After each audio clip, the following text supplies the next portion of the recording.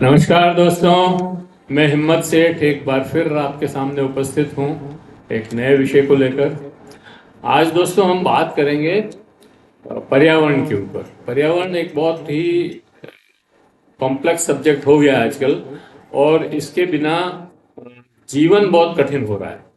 मतलब अगर पर्यावरण ठीक नहीं होगा तो जीवन बहुत कठिन हो रहा है। जीवन मुश्किल भी मतलब अ, रहेगा कि नहीं रहेगा ये भी अब संशय हो गया है। बात यह है कि आप सब जानते ही हैं कि किस तरह से जो है टेम्परेचर बढ़ रहा है, और टेम्परेचर बढ़ने से पूरे ग्लोबल वार्मिंग जो हो रही है उससे लोग, जो साइंटिस्ट हैं वो ये कह रहे हैं कि पृथ्वी को 1.5 डिग्री का करीब बुखार हो रहा है इस समय। मतलब 1.5 डिग्री टेम्परेचर बढ़ गया है नॉर्मल टेम्परेचर जो रहता था उससे। तो अब ये 1.5 डिग्री जो बढ़ गया है, ये बुखार कैसे उतारें, इस पे एक बड़ी बहस की जरूरत है, काम की जरूरत है। खाली बहस ही नहीं, इस पे काम की जरूरत है। और जो भी काम बहुत सारे हो रहे हैं, मतलब एनवायरनमेंट पे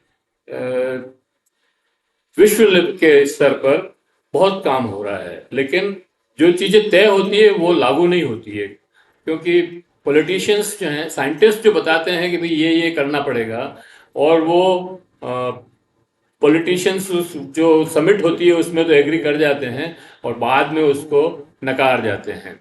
मतलब जैसे अभी आप देखिए कि ट्रम्प साहब के आने के बाद उन्होंने उस ये दोहा समिट जो थी उससे अपना को वापस पीछे खींच लिया। और फिर अभी उन्होंने एक ऐसी घोषणा की है, जैसे इलेक्ट्रिक कारें की जगह उन्होंने कहा कि नहीं, हम तो डीजल की कारें ही चलाएंगे, पेट्रोल की कारें ही चलाएंगे। और जो ताप बिजली घर जो बन रहे हैं, मतलब अभी तो सोलर से अपने यहाँ तो काफी हो गया है, लेकिन वो कोयले से ही बिजली बनाना चाहते हैं। मतलब तो ये जो कार्बन उत्सर्जन है वो बढ़ जाएगा, और फिर ये तो टेम्परेचर तो बढ़ ही रहा है। अच्छा, इसमें ये भी है कि ये जो युद्ध हो रहे हैं, यूक्रेन और रूस का युद्ध है, या इजराइल और फिलिस्तीनी का युद्ध है, गाजा का युद्ध है, और भी इस तरह के कई जगह तनाव हो रहे हैं। वो तनाव सारे, जहां जहां तनाव है वहां वहां अमेरिका है, और वो क्यों है कि उनको हथियार बेचने हैं। खैर, ये एक अलग इशू है। लेकिन हम ये कहना चाहते हैं कि आज हम आपके सामने इस पर्यावरण के बारे में अपने जो विशेषज्ञ हैं उनसे बात करेंगे, और ये जानेंगे कि इसका क्या है, एक्चुअल पोजीशन क्या है, और उसमें क्या अच्छा हो सकता है और कैसे हो सकता है। तो मैं आपका पहले पहले परिचय करा देता हूं सबसे, उसके बाद जो है मैं एक एक जने से अपन सुनेंगे। तो सबसे पहले मैं उधर से बात करता हूं। अरुण मालू साहब हैं, आप माइंस एंड जियोलॉजी में जियोलॉजिस्ट थे, अभी रिटायर्ड हो गए ना, तो जियोलॉजिस्ट थे, और एनवायरनमेंट का इनका अपना सब्जेक्ट भी था। तो इसीलिए मैंने इनको कस दिया। मालू साहब, आपका बहुत बहुत स्वागत हमारे इस यूट्यूब मंच पे, महावीर समता संदेश के। क्या आपने हमारे कहने पे हमारे दर्शकों को एनवायरनमेंट के बारे में, पर्यावरण के बारे में बताने के लिए आप उपस्थित हैं। दूसरे प्रहलाद व्यास साहब हैं। तो पी आर व्यास साहब हैं, ये प्रोफेसर थे ज्योग्राफी में, और अभी अमेरिका जाके आए हैं, और अमेरिका में भी ये एनवायरनमेंट पे काफ़ी कुछ देख के आए हैं। तो ये भी आपको बताएंगे। ये उदयपुर विश्वविद्यालय में ज्योग्राफी के प्रोफेसर थे, जेएनयू से पास किए हुए हैं, और इनका जो है काफ़ी अच्छा एनवायरनमेंट पे काम है। एच ए दानिश साहब हैं,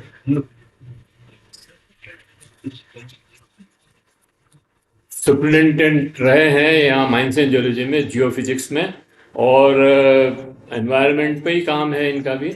और मतलब 30-40 साल नौकरी की है इन सब लोगों ने। और उसी उसका सारा 33 होगा, 38 होगा, 40 होगा, कोई नहीं। लेकिन कुल मिलाकर के ये है कि मेरा कहने का मतलब ये कि इतना एक्सपीरियंस है इस विषय का। तो ये जो है बात मैंने आपके सामने रखी। अब मैं इनको में से किसी को ये माइक थमाऊं उसके पहले मैं ये चाहता हूं कि अगर आपने अभी तक भी हमारे YouTube चैनल महावीर समता संदेश को सब्सक्राइब न किया है तो सब्सक्राइब कर लें, बेल आइकन दबाना न भूलें। और अगर वीडियो अच्छे लग रहे हैं तो लाइक करें, फॉरवर्ड करें, और लोगों को भेजें, अपने सोशल ग्रुप्स में डालें, कमेंट करें, हमारे कमेंट बॉक्स में जाएं, यूट्यूब के कमेंट करें और सुझाव दें। आपके कमेंट और सुझाव हमें और बेहतर करने की ओर अग्रसर करेंगे। अब आपका बहुत बहुत स्वागत है हमारे इस यूट्यूब चैनल पर। आज के इस वार्ता में आप सभी का भी स्वागत है। अगली बार से हम थोड़े दिनों में ये कोशिश करेंगे कि हम लाइव सबके साथ जुड़ने का भी काम करें। तो अभी मैं सबसे पहले अरुण सर से कहता हूँ, अरुण मालू साहब, जो आपको जो है जियोलॉजी के बारे में, मतलब इस एनवायरनमेंट के बारे में अपनी बात कहेंगे। नमस्कार। जैसा आप जानते हैं इन्वायरमेंट वार्ता में हूँ वैसे वैसे। Okay, thank you. साइलेंट भी कर दो यार। हाँ, थैंक्स। जैसा कि ज्ञात है पृथ्वी का 5.5 निर्माण हुआ था। हमारे साल का निर्माण हुआ उसके साथ ही तब से ये आग का धधकता गोला थी। और धीरे धीरे ये जब ठंडे होने का प्रोसेस शुरू हुआ उसके बाद यहाँ पर हाइड्रोजन और ऑक्सीजन के मिलन से पानी बना और वातावरण का निर्माण हुआ। पर कंडीशन उस समय तक ऐसी नहीं थी कि इंसान जिंदा रह सके। धीरे धीरे इस कंडीशन में आई आज से करीब 2500 मिलियन ईयर्स पहले कि छोटे मोटे प्लांट्स, काई, इस तरह के ये जीव की उत्पत्ति हुई। बैक्टीरिया सबसे पुराना जीव जिसे कहते हैं अमीबा, एक कोशीय जीव था। इससे धीरे धीरे विकास हुआ। हम विकास को देखते रहे। आज से मतलब 180 साल पहले उदयपुर कभी समुद्र था। धीरे धीरे यहाँ पे आसपास का सिल्टेशन से ये आज जियोलॉजिकल एक्टिविटी से ये ऊपर उठा और आज पृथ्वी के रूप में जो हम देख रहे हैं उस कंडीशन में आया। तो इन्वायरमेंट का इसमें महत्वपूर्ण रोल रहा क्योंकि वो ठंडा होता रहा कि पहले वनस्पति बनी, जीव बने, कंडीशन सुधरी। उसके साथ आज से करीब 180 लाख साल पहले मानव का भी प्रादुर्भाव हुआ। उस समय वो एक चिंपांजी जैसी प्रजाति से 2 शाखाएं निकली। एक चिंपांजी के रूप में विकसित हुआ और दूसरा मानव के रूप में विकसित हुआ, जिसमें धीरे धीरे उत्परिवर्तन होते गए और वो आज की कंडीशन में आया। अब जब हम इस कंडीशन में आ गए तो अपने आप को विकसित करने लगे। पर मेरा हर बार सवाल ये उठता था, हम विकसित हैं या वापस हम पतन की ओर जा रहे हैं? क्या उस पुरानी स्थिति को वापस जीना चाहते हैं कि हम वापस बिना कपड़ों के जंगलों में घूमें? क्या जंगल भी नहीं होंगे उससे? सबसे बड़ी चीज जो है, आज हम दोहन को शोषण की स्थिति में लिया है। शोषण हमेशा किसी भी चीज का हो गलत है, चाहे वो पृथ्वी के मिनरल्स हो, इंसान का हो, वातावरण का हो। लगातार शोषण से आज जो हमारी स्थिति है, अभी जैसा सर ने बताया, पृथ्वी को बुखार चढ़ गया 1.5 डिग्री पर। ये 1.5 डिग्री नहीं है, इसका असर तो इतना है कि अंटार्कटिका की बर्फ पिघल रही है, हिमालय का ग्लेशियर्स पीछे खिसक रहे हैं, एवरेस्ट का बर्फ पिघल रहा है। तो मतलब है कि कहने को तो ग्लोबल वार्मिंग है, पर वास्तव में ये नहीं है। ये पृथ्वी का एक सतत विकास क्रम रहा है जिसमें एक बार गर्मी आई, फिर वापस ग्लेशियल एज आ गई, फिर गर्मी आई। आज हम इंटर ग्लेशियल पीरियड में जी रहे थे। पर इस इंटरग्लेशियल पीरियड की स्थिति ऐसी है कि इसकी अवधि बढ़ती जा रही है, जो कि गलत है। प्रकृति प्रकृति अपने हिसाब से चलती है, वो वापस आइस एज लाती, फिर एक इंटरग्लेशियल पीरियड आता है जिसमें जीवन सर्वाइव होता, नहीं हो रहा, क्योंकि अब हमने वो चीजें ढूंढ निकाली है जो हमारे लिए ही भस्मासुर है। प्लास्टिक, आज बोतल बंद पानी पी रहे हैं, दूध के भाव आधे भाव में पानी मिल रहा है, कई कई जगह तो ये पानी दूध से भी महंगा है। ये सोचने विषय है कि जो पानी हम कभी प्याऊ लगाते थे दान के हिसाब से, परमार्थ के हिसाब से, आज बिखरा है। क्यों? सर माइक को थोड़ा पास ही है। इस स्थिति में क्यों आए हम कि कभी हमारे यहाँ छाछ बेचने को भी गलत समझा जाता था, आज पानी भी बेच रहे हैं। सोचने का विचार, इसके लिए जिम्मेवार बनाते हैं माइनिंग को। ये नहीं कहता माइनिंग पर्यावरण का विनाश कर रही है, कुछ हद तक वो उसको डिग्रेड कर रही है, परंतु वो भी आवश्यक है। आप देखिए मानव के विकास से जहां शुरू हुए हम सब, जो बीच बीच के एरा है जिनको डेजिग्नेटेड किया गया है कि भाई पूरा प्रस्तर काल, नवीन प्रस्तर काल, ब्रॉन्ज युग का मतलब कांस्य युग, लौह युग और आज परमाणु युग, किसी भी और चीज को नहीं कहा, जबकि सबसे बड़ा खोज आग और पहिया है, पर हमने कभी नहीं कहा ये फायर युग है या व्हील युग है। क्यों? क्योंकि सारी की सारी जो विकास की बात आती है वह मिनरल आते हैं। आप किसी भी चीज को ले लें, हर जगह कहीं ना कहीं मिनरल मौजूद है। टूथपेस्ट लें तो मिनरल है, और हवा लें तो उसमें भी ऑक्सीजन वगैरह है, तो ये मिनरल है।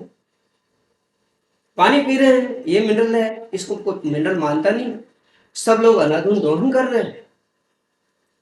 पानी को बेचने का अच्छा वैसा हो गया जैसे मैंने बताया बोतल बंद पानी, बोतल बंद के अलावा टैंकर का भी पानी बिक रहा है, जो कि शुद्ध नहीं है, पर मजबूरी है, आदमी क्या करेगा। सोच का विषय है।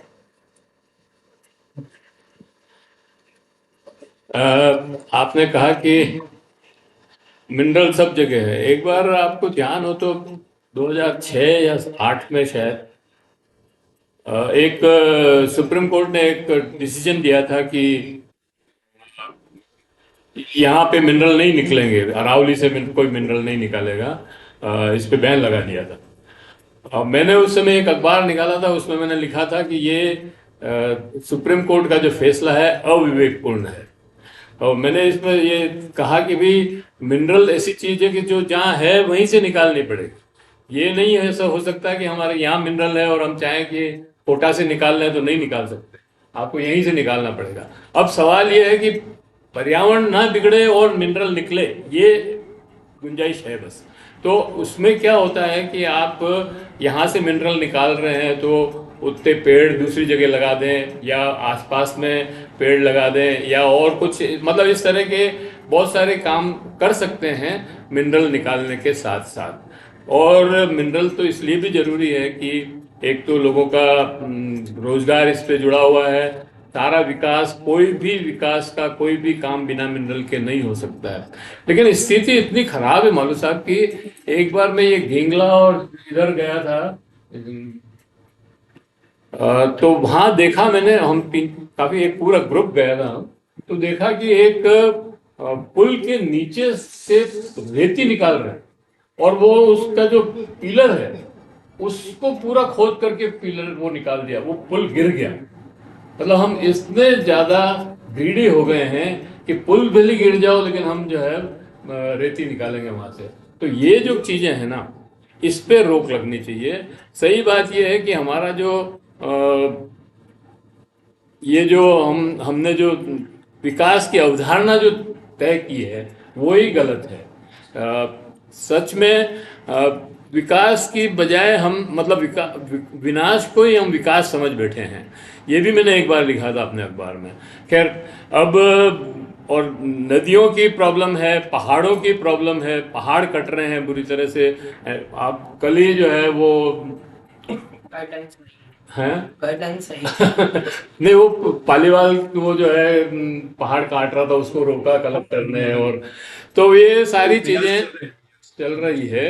लेकिन बहुत तेजी से जो है लोग इसके पीछे पड़े हैं, और कहीं न कहीं राजनीति भी इसमें इन्वॉल्व है, और इच्छा शक्ति लोग नहीं है, इसलिए उसको रोक नहीं पा रहे हैं। तो मैं पी आर व्यास साहब से निवेदन करूंगा कि वो ज्योग्राफिकली इस पहाड़ों को और रेती नदियों को और कट रही है, उसके ऊपर कुछ अपनी बात कहें। सबसे पहले तो मैं सेठ साहब को धन्यवाद देता हूं कि आपने इन पर्यावरणवेताओं के साथ मुझे जोड़ा है।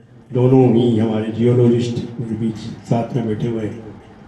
और महावीर समता संदेश का प्रयास विगत कुछ वर्षों से इतना एक सक्रिय रूप इन्होंने ले लिया। हालांकि अपने अखबार के माध्यम से तो समाज की सेवा करते ही रहे, लेकिन यह एक टीवी और ये जो आपका यूट्यूब चैनल चला करके जो वार्ताएं दे रहे हैं, शायद 450 से अबव हो चुकी है। एक दो वार्ताएं मैंने पहले दी थी, यूएस जाने से पहले भी। कल ही इनसे बात हुई कि सर अपन जल्दी ही आगे इन बातों को करें। लोकल इश्यूज पे बात करना बहुत जरूरी हो गया है। और आज का जो विषय इन्होंने जो रखा है वो ये है कि बदलते हुए पर्यावरण में क्या हमारी स्ट्रेटेजी होनी चाहिए, क्या स्वरूप है। और मेरा दृष्टिकोण खासतौर से भौगोलिक रहा है। मैं यूएस में भी था तो वहाँ एप्लेशियन विजिट किया, वहाँ की जलधाराएं देखी, उनकी कुछ वीडियो मैंने स्कॉलर्स को इस तरह से शेयर किए, पर्यावरणवेताओं को किए कि किस तरह से वो लोग वहाँ की प्रकृति को संजोने का प्रयास कर रहे हैं। हालांकि डेवलपमेंट है, लेकिन इसके साथ ही उन्होंने वहाँ की प्रकृति का भी ध्यान रखा। हम लोग कहाँ पिछड़ रहे हैं, इस इश्यू पे बात होनी चाहिए। क्योंकि सर ने स्टार्ट कर दिया था कि एजेस में हम हैं, how we are passing through the ages, किस तरह से स्वरूप बदलता गया प्रारंभ से लेकर आज तक हम कहाँ पहुँचे। बड़े रूप में 5 स्टेज है। पहली स्टेज जिसे हम मानते हैं आखेट की, जिसमें एक नेचुरल एनवायरनमेंट था, मानव और प्रकृति में कोई भेद नहीं था। वो प्रकृति के साथ ही जैसी धाराएं थी उनके किनारे रहना, आखेट करना, और इस तरह से चलता गया। वहाँ उस समय कोई अवनयन की बात नहीं थी। दूसरा आया पशुपालन की, पशुओं को मित्र बनाया, साथ रखे, रेंचेज बनाए, उनको साथ रखा। तीसरी स्टेज में थोड़ा एक उस समय पर्यावरण से नाता मानव और प्रकृति के मध्य में एक दरार सी उत्पन्न हुई, और मानव ने जंगलों को साफ करके कृषि क्षेत्रों का विस्तार किया, बस्तियां बस्तियां। चौथी स्टेज में इंडस्ट्रियल, वो तो फिर रूप स्वरूप ही बदल गया। कहीं इंडस्ट्रियल डेवलपमेंट में फिर मिनरल्स की बात आ गई। और पांचवी जो अभी हम पास कर रहे हैं वो वर्तमान स्वरूप चल रहा, वो टेक्नोलॉजी का है। दिन चाहे कल की बात हुई कि पहाड़ों पर जाकर के यहाँ की जिलाधीश महोदय ने जाकर के उनको रोका, भाई ये क्या कर रहे हैं। तो जो जहाँ पहाड़ों के शिखर तक पहुँच गए हैं वहाँ कहीं गढ़ बना रहे हैं, कहीं होटल बना रहे हैं, कहीं रिसोर्ट बना रहे हैं। ये एक दृश्य। अब आ जाइए लोकल इश्यू। उदयपुर को प्रकृति ने जो उपहार दिया है ये अतुलनीय है। इसकी यदि तुलना आप विश्व में कहीं भी जाएं, इस अरावली के मध्य में यह आर्ट सभ्यता विकसित हुई। आर्ट के किनारे जो हम टोटल 5000 वर्ष मानते, 3000 तो पूरा बीसी का है, पूर्व ईसा का, और ये बाद का हमारा 2000 और जोड़े तो लगभग 5000 के हमारे पास अवशेष है। इस घाटी में एक मानव सभ्यता विकसित हुई। उदयपुर यहाँ विकसित हुआ। महाराणा उदय सिंह जी यहाँ आए, उन्होंने एक पिछोला के किनारे जहाँ तालाब वो था, बंजारे थे, उसके ऊपर ये उदयपुर नगर बसाया, और वो रचना 1559 में उभर करके इस पृथ्वी तल पर उदयपुर नगर का एक पूरा एक सिटी बन गया। और आज हम इसका स्वरूप देख रहे हैं, जो एक नेचुरल सोचा होगा, पूरा नेचुरल एनवायरनमेंट था, पंखे चलते नहीं थे, पूरा टेम्परेचर, बहुत ही आसानी से लोग घूमते थे और बिना पंखों के रहते थे। आज हमारी क्या स्थिति है हम देख सकते हैं। We have cross 43 degree. कभी कल्पना नहीं की थी, 35 तो एवरेज था, लेकिन आज 43 डिग्री से ऊपर हम तापमान देख रहे हैं। इसके दो कारण होते हैं। 46 तक गया सर अपने। हाँ, 46 तक मिल जा रहा है। और अभी तो आप हॉर्नबिल के इनके देखिए वर्तमान में है, लू की लपटों में, अभी लू की लपटें शुरू हो गई, 12 बजे से चलती है। अब उस इश्यू पे आ जाइए कि हुआ क्या है। जो वेरू के मठ से कमनौर की पहाड़ियों से लगभग 1200 मीटर की ये जो है बनास नदी निकली।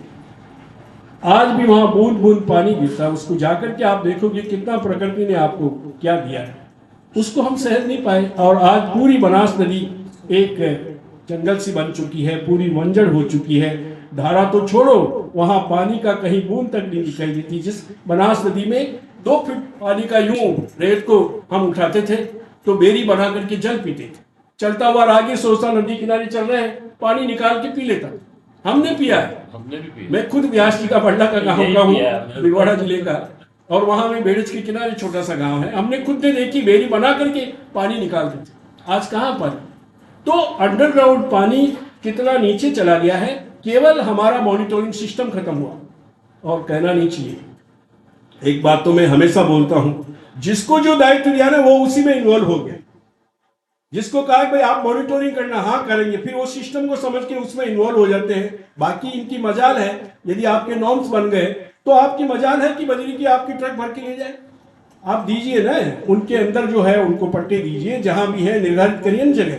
रात दिन कौन से चलते हैं? क्या हो गया ऐसा कि कोई देखने वाला ही नहीं है? जिसको दिया दायित्व वो उसी में इन्वॉल्व है। ये रुकना चाहिए। पूरी बनास नदी से लेकर के हम आने वाले समय में एक मुहिम चलाएंगे जो वेरू के वट से लेकर के त्रिवेणी से आगे तक जाएगी, बनास नदी तक। और हम पूरा हर जगह उसका, चाहे मातृकुंडिया हो, त्रिवेणी हो और नाथद्वारा हो, जितने भी गांव इससे जुड़े हुए हैं वहां सब तक हम लोग जाकर के लोगों में अवेयरनेस का काम करेंगे, जुड़ेंगे। ये मैं सेठ साहब को सुबह भी कहा कि सर ये अवेयरनेस हमें लानी पड़ेगी, पब्लिक में लानी पड़ेगी। एक आम आदमी में ये सोच उत्पन्न हो कि नदी से हमारा जीवन है, नदी से एक खेत पात है, नदी से फसलों का उत्पादन होता है, नदी से पीने का पानी मिलता है, नदी से एक जल चक्र बनता है। ये यदि नहीं है, आर्द्रता नहीं रहेगी, पेड़ पौधे नहीं रहेंगे, तो फिर ये स्थिति बनने वाली है। आज इन पहाड़ों की स्थिति ये हो गई, जंगल साफ हो गए। टॉप शिखर के ऊपर जो पूरी फर्टाइल सोइल थी, ज्योग्राफिकली आप देखें वो, हाँ, तो ज्योग्राफी तक उसको देखें तो पूरे शिखर पर चट्टानें दिखाई दे रही, तलैटी के अंदर थोड़े बहुत कई खेत है वो दिखाई दे रहे हैं। तो हमें इनको संरक्षित रखना है। जो कटाव होता है मिट्टी का उसको रोकना है। सोइल अपरदन को, जो वाटर शेडिंग के प्रोग्राम चल रहे हैं उसको तुरंत लागू किया जाए। रिमोट सेंसिंग टेक्नोलॉजी का उपयोग किया जाए। अंतर देखा जाए कि 5 साल पहले क्या था, 10 साल पहले क्या था और आने वाले फ्यूचर में क्या होगा, आने वाले 5 साल 10 साल में फ्यूचर क्या होगा। इसको we have to calculate, we have to get the idea about the future also. आने वाला समय कैसा हो इसके बारे में हमें अभी से सोचना होगा। आने वाली जेनरेशन को हम कुछ दे सके। हमारी भावी पीढ़ी सोच रही है कि इसको संरक्षित करें, नदियों को सुरक्षित करें, पहाड़ों को सुरक्षित करें, वनों को संरक्षित करें। आज जीवों की स्थिति यह है कि उनके हैबिटाट खत्म हो गए, वो खुद ही जीव जो है बाहर आ गए। थोड़े दिनों पहले शिल्पराम के यहाँ एक लेपर्ड दौड़ते हुए आया, दूध वाले से टकरा गया और दोनों उठ के भागे। तो ये जो स्थिति है, हैबिटाट नहीं है, उसके ऊपर हम सोचें। मैं आपको एंडोर कर रहा हूँ। कुछ इश्यू ऐसे हैं जिस पर हमें और चर्चा करनी चाहिए। लीजिए सर, आप नदी की बात कर रहे थे। हमारी तो आयड़ नदी चोरी हो गई और अब वहाँ नाला है छोटा सा, नदी तो बिल्कुल, कौन चोर ले गया अभी वो गिरफ्तार भी नहीं हुआ है, FIR भी नहीं लिख रही, पुलिस FIR भी नहीं लिख रही है और वो पुलिस जो है वो नदी हमारी चोरी हो गई है। और हमारे MLA साहब और पहले वाले MLA साहब और ये सारे लोग हमेशा ये कहते हैं कि एनक्रोचमेंट हटाएंगे और 40 साल से मैं देख रहा हूँ कि एनक्रोचमेंट बढ़ते जा रहे हैं, हट नहीं रहे हैं। तो ये एक विडंबना है। सर, आपसे बात करूं उसके पहले मुझे एक बात याद आ गई, वो मैं 1 मिनट में बोल देता हूं, फिर आप उसके ऊपर। हम लोग जब ये इधर देवारी और इसके आगे देखते हैं तो हिंदुस्तान जिंक से बहुत पोल्यूशन हो रहा है और बहुत सारी फसलें खराब हो गई। पहले आपको मालूम हो तो बिछड़ी कहाँ वो, उसमें वो प्रोजेक्ट हिंदुस्तान जिंक ओके वो सब्सिडी वो है, फॉस्फेट का था, H एसिड का था और सल्फ्यूरिक एसिड का था। 4 प्लांट थे, 4। उससे वो पानी पूरा नीचे अंडरग्राउंड लाल हो गया पूरा और बिल्कुल कोको कोला जैसा और पीने जैसा नहीं रहा। वहाँ 100 कई खेतों में मतलब 100 आम के पेड़ लगे हुए थे तो वो खत्म हो गए। 100 ये जामफल के झाड़ लगे हुए थे अमरूद के, वो खत्म हो गए और लोगों को पीने की पानी की प्रॉब्लम हो गई, कई मवेशी मर गए।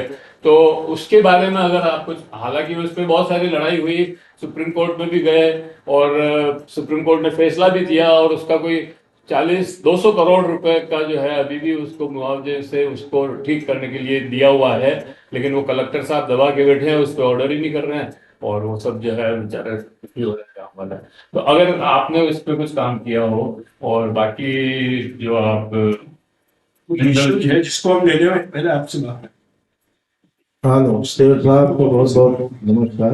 ये आपने आपसे ज्यादा शेर साहब ने अभी पर्यावरण के बारे में जिक्र किया। उन्होंने कहा कि हिंदुस्तान जिंक ने बहुत पर्यावरण खराब किया और बिछड़ी में किया।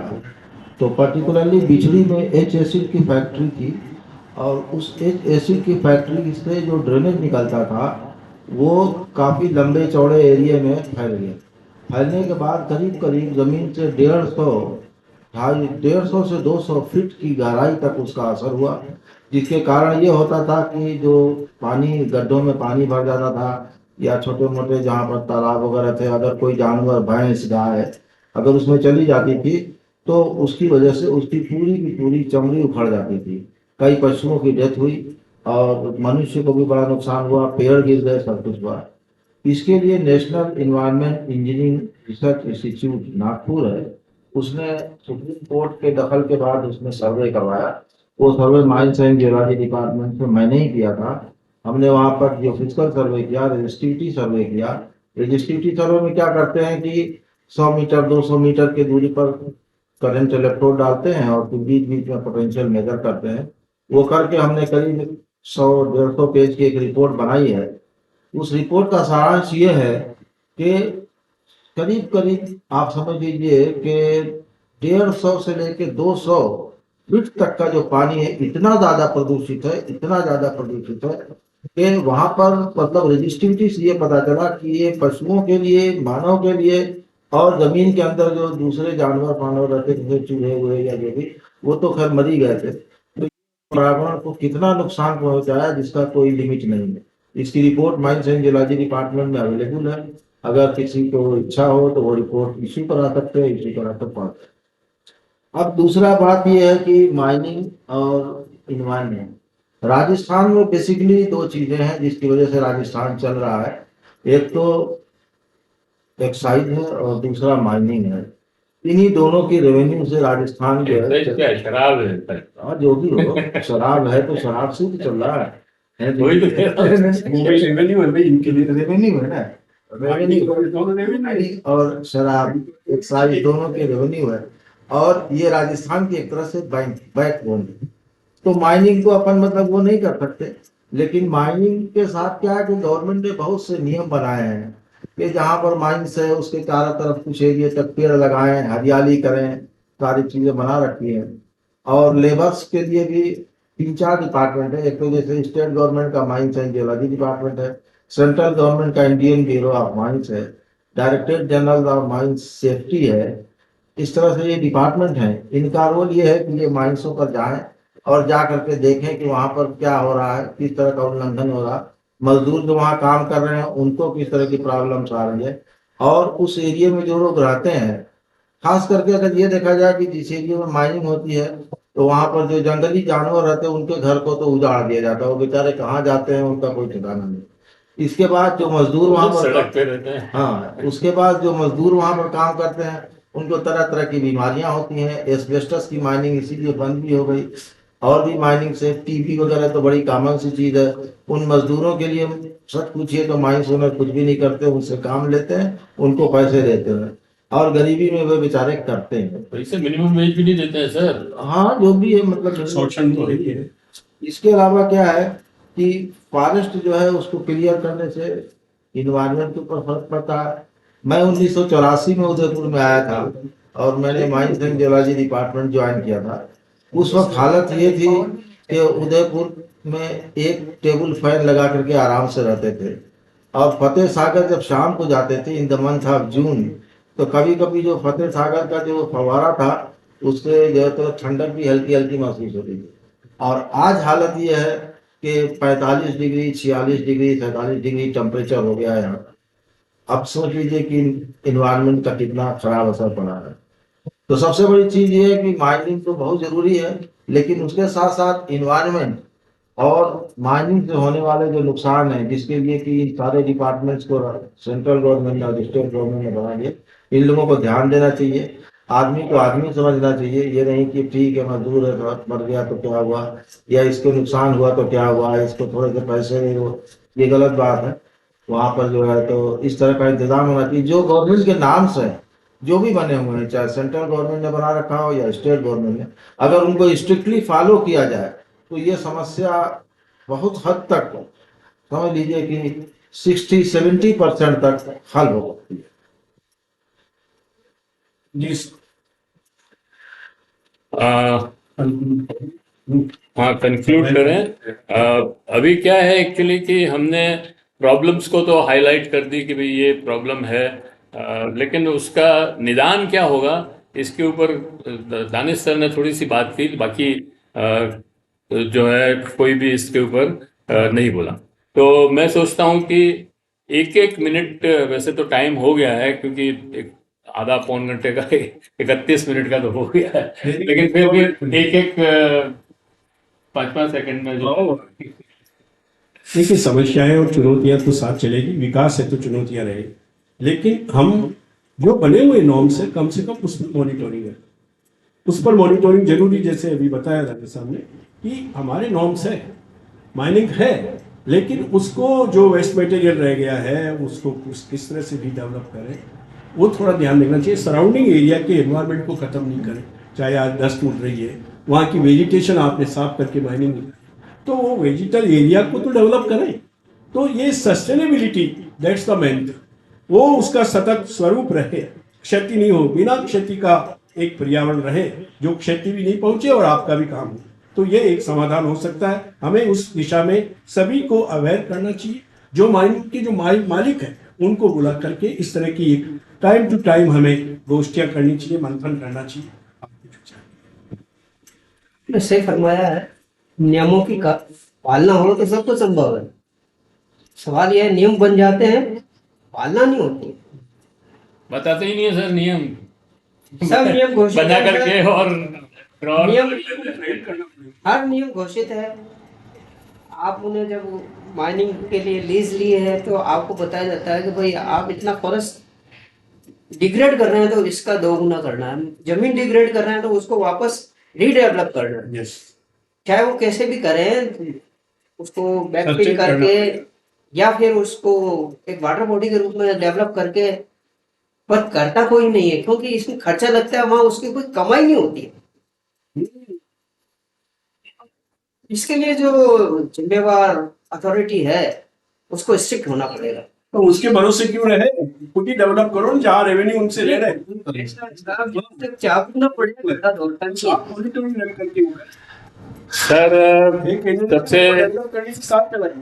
सबसे जरूरी बात यह है कि हमने इसको लिखा हुआ देखो, आओ प्रकृति के साथ चले। क्या बात, जब तक आप प्रकृति के साथ नहीं चलोगे, एनवायरनमेंट की प्रॉब्लम हमेशा रहेगी ही रहेगी। दूसरी बात यह है कि जो नियम बनाती है सरकार, वो खुद उस पर पालना नहीं करती है, वो खुद तोड़ती है उन नियमों को। यस, और फॉरेस्ट तो खैर हमने कॉन्ट्रैक्ट दे दे करके कटवाए हैं, क्या बात कर रहे हैं इसकी सरकार ने खुद ने कॉन्ट्रैक्ट दे दे करके कटवाए, और क्यों ग्रीन पेड़ को भी कटवाए। हाईवेज को नहीं मोड़े, तो निकाल दिए, चैनल खत्म। 71 में मैं जब आया 10 साल का था, उस समय माचला मगरा पूरा हरा दिखा। माइंस होते हैं जिनको माइनिंग अलॉट की जाती है, उनको ये सारा चीज बता दिया जाता है कि आपको क्या करना है इन्वायरमेंट को सही करने के लिए, आपको कितनी जमीन में पेड़ पौधे लगाने हैं, आपको किस तरह से हरा भरा करना है, अगर किसी जंगल को आपने नष्ट किया तो उतना जंगल आपको क्रिएट करना, ये सारी चीजें हैं, गवर्नमेंट के सारे नॉर्म्स बने हुए हैं, but these are not being followed. और जो 3-4 डिपार्टमेंट्स हैं, उन डिपार्टमेंट्स की ड्यूटी है कि वो उसको फॉलो कराएं, और माइंस ओनर्स की ड्यूटी है कि उसको फॉलो करें। अगर जो बने हुए नियम उनको ही फॉलो किया जाए तो बहुत सी समस्या का निदान हो सकता है। एक बात रह गई, वो नेचुरल फ्लो, जो रिवर्स का था, कम से कम जो प्राकृतिक प्रवाह है उसको नहीं मोड़े, उसको तो बहते देते तो आज ये जितनी दशा खराब हुई है वो नहीं होती। नेचुरल फ्लो को कभी भी अवरोध उसमें उत्पन्न नहीं होना चाहिए, और यहाँ अवरोध हुआ है, इस फ्लो को नहीं। एनीवे सर, कॉलोनी बना बातचीत दी। बहुत अच्छी रही। हम और जो लंबी शहर में नाले थे उन पे कॉलोनियां बन बात कर सकते थे, लेकिन सर इसको यही समाप्त करना पड़ेगा क्योंकि 35 मिनट का हो गया है। और अब मैं ये कह रहा था कि बातचीत बहुत अच्छी रही और इसको और हम आगे बढ़ाएंगे। अगले 2-4 दिनों में फिर किसी एक इशू पे, एनवायरनमेंट के ही किसी इशू पे बातचीत करेंगे। क्योंकि दानिश सर से मेरी बहुत 2 महीने पहले से बात चल रही थी, लेकिन ये बीमार हो गए और बाहर चले गए और उसकी वजह से ये थोड़ा लेट हुआ। एनीवे, बात बहुत अच्छी रही। और ख़त्म करने के पहले मैं फिर एक बार एक अपील करना चाहता हूँ कि अगर आपने हमारे YouTube चैनल महावीर समता संदेश को अभी तक सब्सक्राइब न किया है तो सब्सक्राइब कर दें, बेल आइकन दबाना न भूलें। अगर आपको वीडियो अच्छे लग रहे हैं तो लाइक करें, फॉरवर्ड करें, और आपको ये वीडियो कैसा लगा इसके ऊपर अपनी राय दें और फॉरवर्ड करें लोगों को भी। कमेंट बॉक्स में जाएं, कमेंट लिखें, सुझाव दें। आपके कमेंट और सुझाव हमें और बेहतर करने की और अग्रसर करेंगे। जय हिंद, जय भारत। मिलते हैं और किसी नए वीडियो के साथ। Thank you very much, sir.